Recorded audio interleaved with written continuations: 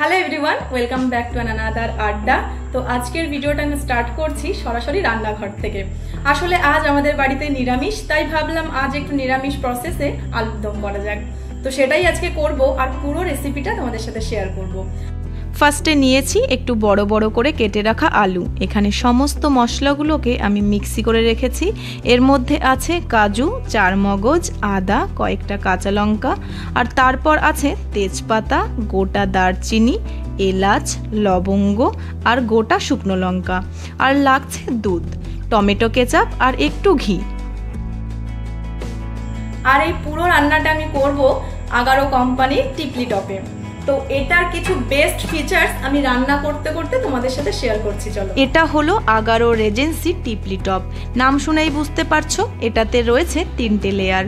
বাইরের লেয়ারটা induction compatible stainless steel দিয়ে তৈরি, মাঝে রয়েছে অ্যালুমিনিয়াম যা সমানভাবে তাপ ছড়িয়ে দেয়, আর ভেতরের লেয়ারটা ফুড গ্রেড স্টেইনলেস স্টিল দিয়ে তৈরি, যা স্বাস্থ্যকর রান্নার জন্য একদম পারফেক্ট। আর এটাতে রয়েছে 5 বছরের ওয়ারেন্টি। তাহলে আর চিন্তা। এবার চলো রান্নাটা শুরু করা যাক। কড়াইটা গরম হয়ে এসছে। এবার আমি এর মধ্যে দিয়ে দিচ্ছি সর্ষের তেল। তেলটা থেকে হালকা ধোয়া উঠতে শুরু করলে এর মধ্যে দিয়ে দেব আলুগুলোকে। মোটামুটি 3 থেকে 4 মিনিট ভাজার পর আলুগুলো লাইট ব্রাউন কালার হয়ে এলে তুলে নিতে হবে। এর আগে আমি 2-3 বার আলুর দম রান্না করেছি, কিন্তু আজ একটু আলাদা করার চেষ্টা করছি। দেখো এখানে আলুগুলোর ব্রাউন কালার চলে এসছে। এবার আলুগুলোকে তুলে নিয়ে এর মধ্যে দিয়ে দিচ্ছি তেজপাতা, এলাচ, লবঙ্গ আর দারচিনি।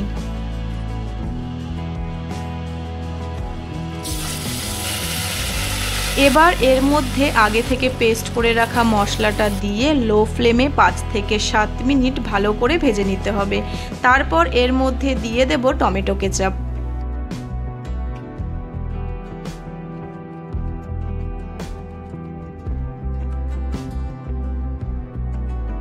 এবার ভেজে রাখা আলুগুলোকে এর মধ্যে দিয়ে দেব।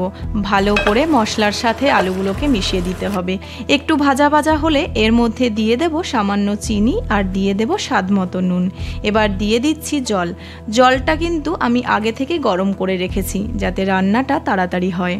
তারপর ঢাকনাটা আটকে দিয়ে 5 থেকে 7 মিনিট হাই ফ্লেমে রেখে দিতে হবে। এবার ঝোলটা একটু শুকিয়ে এলে এর মধ্যে দিয়ে দেব দুধ। এখানে দুধটা দেবার জন্য রঙটা অনেকটাই হোয়াইটিশ হয়ে যাবে আর রান্নাটাও একটু মিষ্টি স্বাদের হবে। এখানে আমাদের রান্না প্রায় হয়েই এসছে। নামানোর আগে একটা সুন্দর ফ্লেভার আনার জন্য 1 চামচ ঘি আর 2 থেকে 3টে চেরা কাঁচা লঙ্কা দিয়ে নামিয়ে নিতে হবে। তোমরা চাইলে নামানোর আগে একটু ধনেপাতা কুচি অ্যাড করতে পারো, তাহলে সুন্দর একটা স্মেল আসবে। আমার কাছে আজ ছিল না, তাই আমার দেওয়া হয়নি। তো ফাইনালি রেডি আজকের গরম গরম আলুর দম। তোমরা অবশ্যই বাড়িতে একবার ট্রাই করে দেখো। আমার মনে হয় না তোমাদের কারো খারাপ লাগবে। অনেকক্ষণ আগে পোলাওটাকে রান্না করে এই থালায় ঢেলে রেখেছিলাম যাতে ঠান্ডা হয় আর এটা একটু ঝুরঝুরে হয়। তো আমি এখন অনন্যার জন্য একটা থালায় সুন্দর করে ওর জন্য খাবারটা রেডি করছি। তো এখানে আমি একটা বাটিতে পোলাও নিয়ে নিয়েছি, এটাকে সুন্দর করে ঢালি। চলো, ইয়ে আজকে নিরামিষ, না হলে একটু মাংসর ব্যবস্থা করা যেতে পারতো। Yes, ready. চলো, এই যে তোমার খাবার। তো এবার আমি বলে দিই যে এত আয়োজন কেন, বা ওর জন্য স্পেশালি এত সুন্দর করে আমাদের সবকিছু অ্যারেঞ্জ করা। তো বলে দাও তুমি। তো আজকে আমাদের মেয়ে 18 কমপ্লিট করলো। তো আজকে ওর বার্থডে, সেটাই এতক্ষণ আমরা সাসপেন্স রেখেছিলাম। তো এখন বলে দিলাম তোমাদের। সবাই ওকে উইশ করো, হ্যাপি বার্থডে।